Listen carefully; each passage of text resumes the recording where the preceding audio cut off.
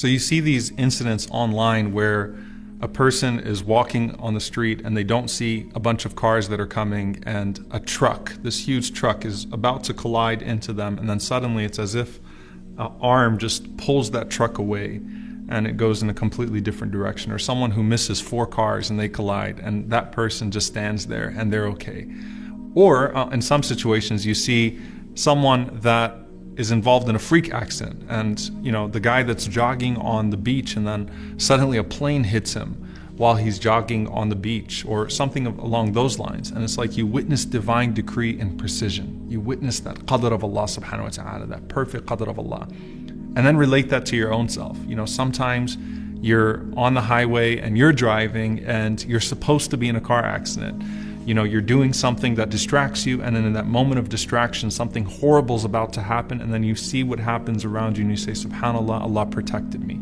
Those that have seen their children, fall, and if they would have fallen just a little bit differently, right, then it would have hit the back of their head, or this would have happened, or that would have happened, and it would have been catastrophic. All of these things that we witness in our lives obviously speak to the overwhelming power of Allah subhanahu wa ta'ala, but they have something to do with the angels as well. Allah subhanahu wa ta'ala says, لَهُ مُعَقِّبَاتٌ مِّن بَيْنِ يَدَيْهِ وَمِنْ خَلْفِهِ يَحْفَظُونَهُ مِنْ أَمْرِ اللَّهِ. That every single person has a guardian angel in front of them and behind them that protect them from the decree of Allah subhanahu wa ta'ala.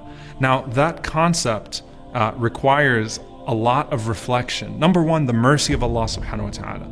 We're always so paranoid about the devils, the shayateen, they're everywhere, the jinn. Every single human being has only one shaitan assigned to them and 4 angels assigned to them.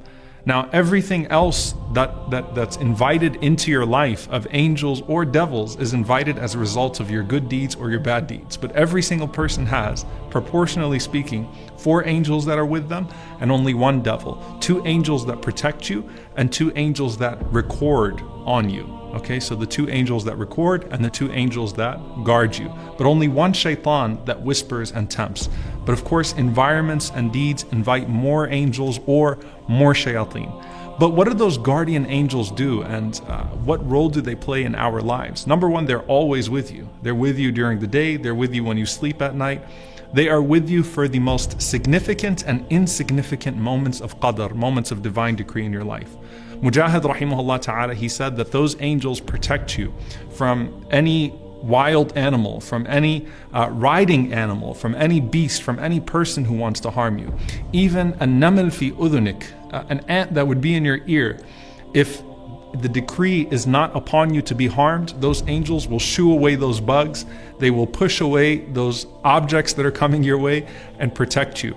Ali ibn Abi Talib radiyallahu ta'ala anhu, he said, when he was told that there was a tribe, the tribe of Murad, and they were planning to attack him, he said that they cannot harm me with anything unless Allah subhanahu wa ta'ala has decreed it, for Allah has set up guardian angels for each person. And the only time that a person is harmed is when those angels are told to stand down, when they move out of the way. And that's what Ibn Abbas radiallahu ta'ala anhu, he said that out of obedience to Allah subhanahu wa ta'ala, those angels will protect you and they will be there for you, and they will only move out of the way when Allah subhanahu wa ta'ala decrees otherwise. And this is a powerful concept on an individual level, because you think about the story of the Prophet ﷺ and Jibreel alayhi salam protecting him from his enemies, or the Muslims in the Battle of Badr and the angels being sent in hundreds to protect them, to where the Muslims could even see that their enemies were being thrown off of their horses, and the sound of a whip crackling on someone, and they don't see the whip and they don't see who's actually doing it, but they were just seeing these things happen in front of them. Or the Prophet ﷺ talking about the end of times, where Dajjal would try to enter into Medina, but he would find angels at its gate that are protecting it from all directions.